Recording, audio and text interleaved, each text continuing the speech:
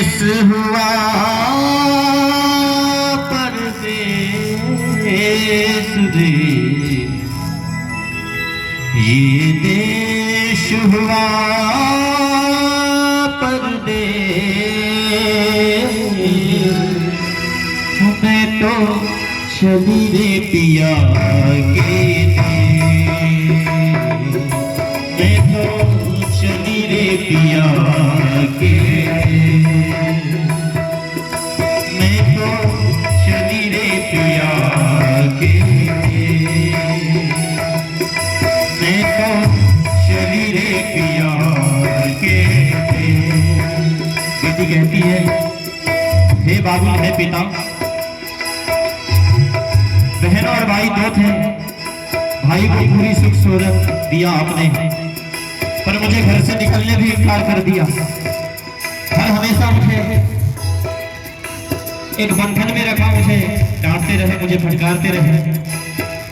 आजकल की यही परिस्थिति है, कई जगह बेटियों को प्रताड़ित किया जाता है, और वही बंधन से मुक्त बेटी अपने ससुराल चले जाती है तो कहती है, ये देश हुआ परदेस रे, ये देश हुआ परदेस रे, मैं तो चली रे पिया के, मैं तो चली रे पिया के।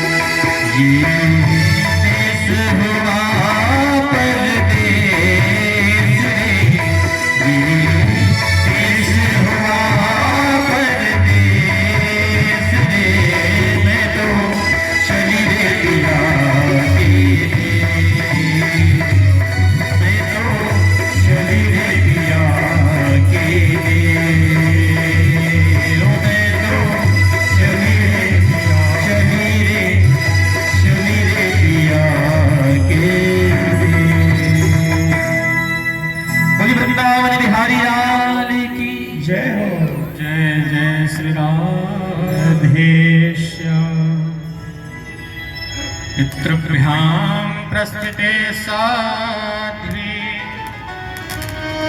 पतिमिंगित कोविदा नित्यं पर्यचरत् प्रीत्या भवानी भवं प्रभु। भवानी जैसे शिव की सेवा करती हैं वैसे सेवा करने लगी अपने पति की देवहूति। समय बीतने लगा और करदम जी की समाधि लग गई। कई वर्षों के लिए समाधि में बैठ गए। समाधिस्थ करदम जी की सेवा करते करते कई वर्ष व्यतीत हो गए। देवहूति शरीर में झुर्रियां पड़ गई, कोमल केश जटाओं में बदल गए, दुबली पतली हो गई, शरीर कृश हो गया, मटमैला शरीर हो गया। कई वर्षों के बाद करदम जी समाधि जब खोले, सामने देवहूति को पाया। देवी आप कौन हैं? देवहूति हाथ जोड़कर महाराज मैं आपकी दरपत हूं। ओहो देवी आप मायके क्यों नहीं चली गई? महाराज कैसे चली जाती है आपकी सेवा करना। प्रसन्न हो गए करदम जी, कहने लगे अपने सुख का त्याग करके तुमने मेरे सुख के लिए ध्यान रखा। बड़ा प्रसन्न हूं मैं, अत्यंत प्रसन्न हूं। मांगिए क्या वरदान चाहिए?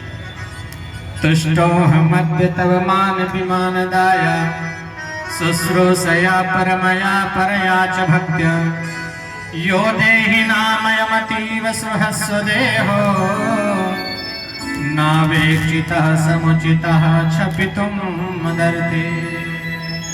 हे देवी क्या चाहिए बताइए? आज सुंदर मंद मंद मुस्कुराती हुई देवहूति जी सुंदर जो है करदम जी के सामने कहीं कि स्वामी गृहस्थ में हैं तो संतान की कामना भी है, इसलिए सुंदर जो हमारे घर में संतान होनी चाहिए। करदम जी समझ गए हैं और सुंदर जो है संकल्प करके सरोवर प्रकट कर दिया। देवी स्नान करिए सरोवर में। और जैसे ही प्रवेश करी हैं सैकड़ों दास दासियों ने सुंदर स्नान कराया है देवहूति को। जैसे जल से बाहर निकली है पुनः वही शरीर प्राप्त हो गया। महात्मा करदम जी जल में प्रवेश किए और स्नान करके बाहर निकले हैं। कामक विमान प्रकट कर दिया अपने तप के बल से। ऐसा कामक विमान जो महाराज इंद्र के पास संपदा नहीं है स्वर्ग में, वो कामक विमान में तैयार है। ऐसा कामक विमान और दोनों बैठ गए हैं। कामक विमान चलने लगा, आकाश मार्ग में उड़ने लगा। मन के अनुरूप जाता है, जहां करदम जी भी जो है विचार करते वहीं चल रहा है। ऐसा कामक विमान विहार करते करते कई वर्ष व्यतीत हो गए। 9 कन्याओं का जन्म हुआ। अचानक जब उनको ज्ञात हुआ अरे हमने गृहस्थ में बहुत समय बिता दिया, पुनः अब हमें वैराग्य धारण कर लेना चाहिए, तो महाराज चरण पकड़ लिया देवहूति ने। महाराज इन बेटियों का विवाह कौन करेगा? अरे कोई बेटा तो होना चाहिए घर में। ऐसा विचार करके महाराज सोचने लगे जो है करदम याद करने लगे कि जब मैं तप कर रहा था भगवान प्रसन्न हुए थे तो मुझे कहा था, बताया था कि मैं तुम्हारे घर पुत्र रूप में आऊंगा, इसलिए प्रतीक्षा करनी चाहिए भगवान की। और प्रभु के आने की प्रतीक्षा करने लगे। समय व्यतीत हुआ। भगवान सुंदर जो है देवहूति के गर्भ में पधारे हैं और धीरे धीरे समय व्यतीत हुआ।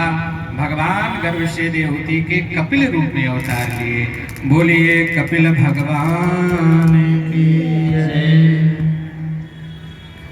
समस्त ब्रह्मादिक देवता दर्शन करने के लिए आए हैं। भगवान कपिल का दर्शन किए हैं और दर्शन करने के बाद ब्रह्मा जी अपने 9 पुत्रों के साथ सुंदर जो है करदम जी की 9 कन्याओं के साथ जो है विवाह करा दिया। जय जयकार होने लगे हैं महाराज।